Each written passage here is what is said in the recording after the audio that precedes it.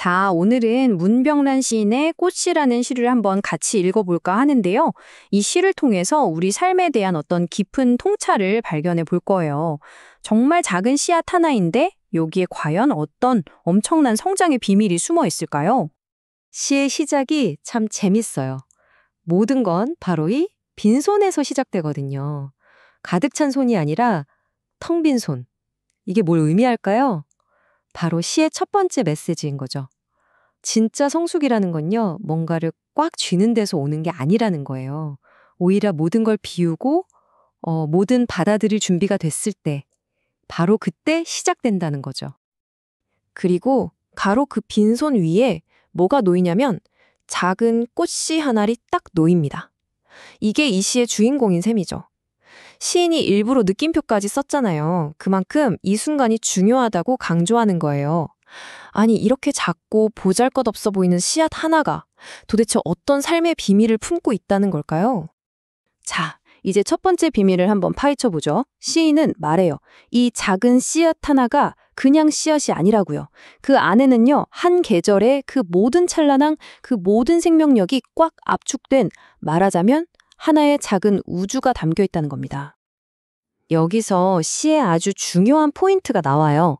바로 여름하고 가을의 대비예요. 한번 보세요. 여름은 어때요?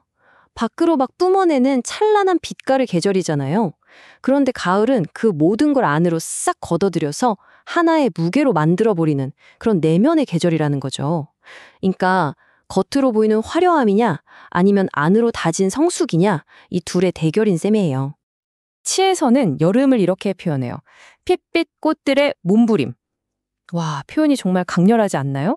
아주 역동적이고 뜨거운 에너지, 그리고 살아남기 위한 그 치열한 투쟁 같은 것들이 막 느껴지죠. 눈앞에 그려지는 것처럼 시각적으로 압도적인 계절로 표현하고 있는 거예요. 그런데 진짜 중요한 건 이겁니다. 가을의 그 깊은 성숙으로 가려면 여름의 이 모든 화려한 쇼가 끝나야만 해요. 시에서는 이걸 소멸이라는 단어로 표현하거든요. 그렇게 찬란하고 화려했던 것들을 이제는 떠나보내야 하는 거죠. 그 과정이 꼭 필요하다는 거예요. 자, 그럼 이 여름과 가을의 근본적인 차이, 이걸 좀 더 깊게 들여다볼까요? 이게 시 전체의 의미를 끌고 가는 핵심이거든요. 그럼 시에서 가을은 어떤 의미일까요? 먼저 소멸의 시간이에요. 모든 게 사라지죠. 그리고 여름의 그 모든 경험이 하나의 단단한 무언가로 응축되는 시간이기도 하고요. 이렇게 비워내고 나니까 오히려 내면에 성숙이 일어날 공간이 생기는 겁니다. 이 구절, 뜰이 넓어 가는 가을날. 이거 정말 기가 막힌 표현 아니에요? 생각해보세요. 여름 내내 잎이랑 꽃으로 빽빽해서 좁아 보였던 마당이 그 모든 게 다 지고 나니까 비로소 넓어 보이는 거예요. 모든 걸 비워냈을 때 오히려 더 깊이 생각할 수 있는 공간이 생긴다는 걸 정말 절묘하게 보여주죠. 자, 이제 다음 단계로 가볼게요. 여름의 상태에서 가을의 지혜로 넘어가려면 우리가 적극적으로 해야 할 일이 있대요. 바로 내려놓음에 대한 이야기입니다. 여기서 잠깐 시를 이해하는데 아주 중요한 기법 하나만 짚고 갈게요. 관념의 구체화라는 건데요. 말이 좀 어렵죠? 쉽게 말해서 슬픔이나 외로움처럼 눈에 안 보이는 감정을 마치 손으로 만질 수 있는 물건처럼 바꿔서 표현하는 기술이에요. 이게 이 시를 푸는 열쇠가 됩니다. 바로 이 표현, 비애의 껍질을 보세요.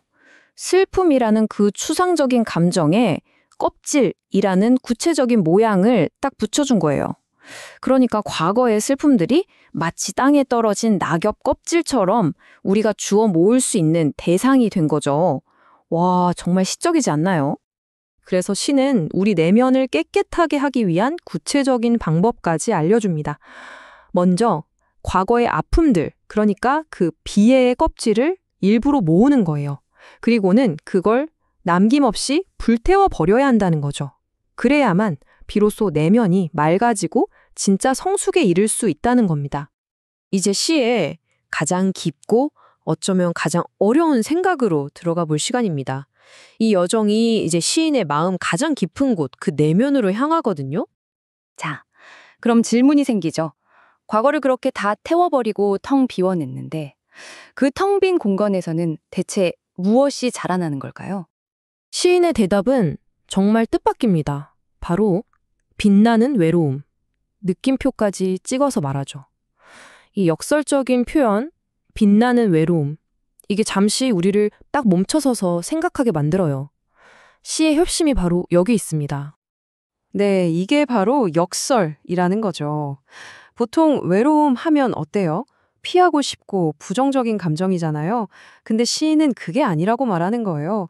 오히려 성장을 위해서는 반드시 필요한 긍정적이고 심지어 아름답게 빛나는 필수 조건이라고 주장하는 겁니다. 그러니까 외로움은 텅 빈 구멍이 아니라 성숙이 싹 트는 아주 기름진 땅이라는 거죠. 자, 이제 정말 마지막 단계입니다. 완전하고 또 지속적인 성숙을 위해서 우리가 해야 할 마지막 결정적인 행동이 남아 있어요. 이 부분 좀 보세요. 시인이 그냥 긴 기다림이라고 안 하고 긴 기다림이라고 일부러 느렸었어요. 이런 걸 시적 허용이라고 하죠. 이 마지막 단계가 얼마나 엄청난 인내심을 필요로 하는지 절대 서두르면 안 된다는 걸 이렇게 강조하는 거예요. 그렇게 기나긴 기다림 속에서 우리가 해야 할 마지막 행동, 그게 뭐냐면 바로 화려한 어젯날의 대화를 땅에 묻는 겁니다.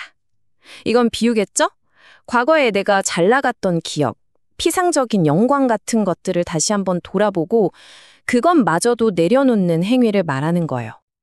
자, 그래서 이 시의 핵심 비유를 한번 정리해 볼게요. 활기찼던 여름의 모든 에너지가 작은 씨앗 하나로 꽉 응축되는 자연의 과정.